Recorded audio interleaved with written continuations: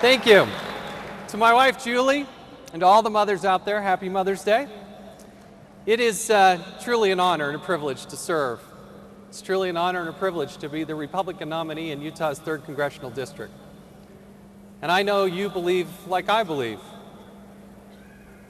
that it's time to tear up, throw in the shredder, the health care bill, that it's time to cut up that government credit card, and it's time to fire Nancy Pelosi.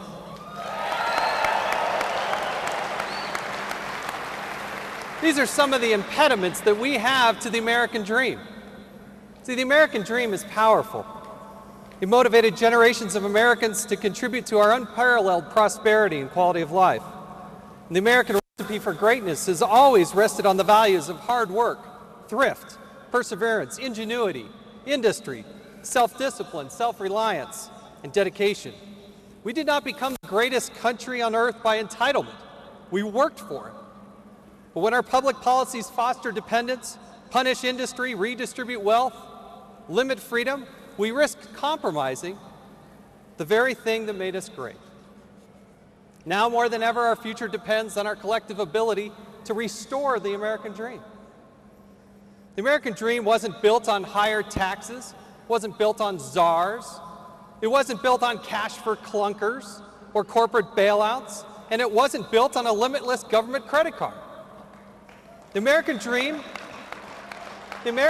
was not micromanaged by the United States Congress in every aspect of our lives.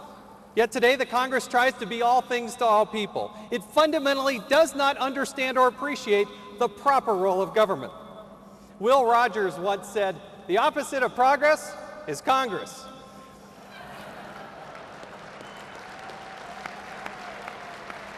We must always remember that it was the states that created the federal government. The federal government did not create the states.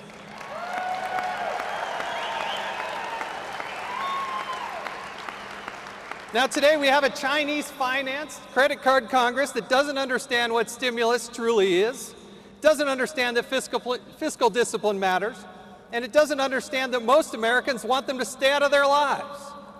We should all stand true and tall and proud of the American dream.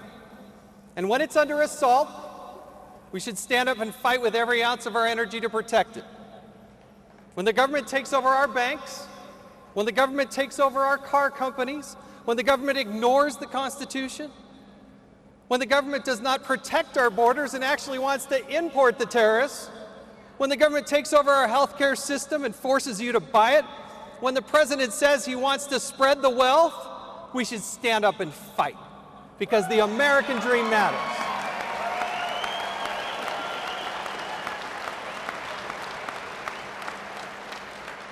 The American dream was built on the sweat and blood of Americans who took pride and ownership in the United States of America. It wasn't the promise of something for nothing, but the promise of earned rewards that motivated so many to do so much. Our country was built with hard work, dedication, principles, and a belief that success was predicated on liberty, on commitment, and a belief and recognition of God. When times were tough, generations before us didn't ask for a government bailout or a government stimulus. They rolled up their sleeves and they got to work. They worked hard and took personal responsibility for their success or their failure. As Republicans, we must stand tall for restoring the American dream. To do so, we must recommit ourselves to the principles that made the country great and never be persuaded to sway from those principles because of political convenience.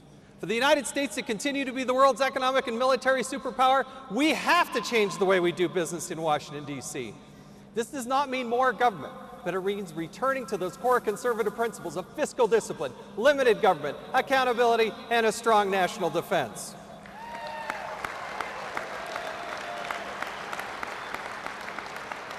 Adherence to these core principles will result in more jobs, more opportunity, more freedom, and consequently a better quality of life, now and for future generations. It's every citizen's responsibility to leave this world better than how we found it. Ronald Reagan, in his first inaugural speech, said, quote, "In this economic crisis, government is not the solution to our problems, government is the problem," end quote. And it's no coincidence that 8 years later, in his farewell address, he said, quote, "I hope we have once again reminded people that man is not free unless government is limited. There's a clear cause and effect here that is as neat and predictable as laws of physics.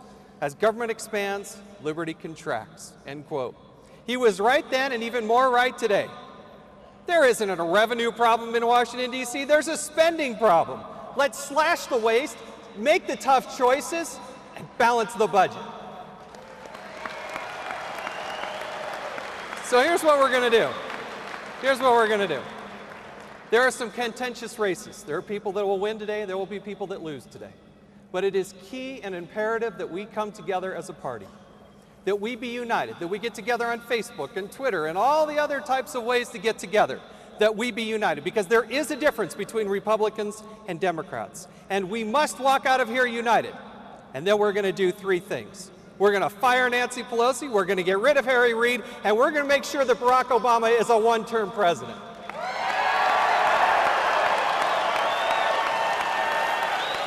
Thank you. May God bless. May God bless Utah. May God bless you. And may God bless the United States of America. Thank you.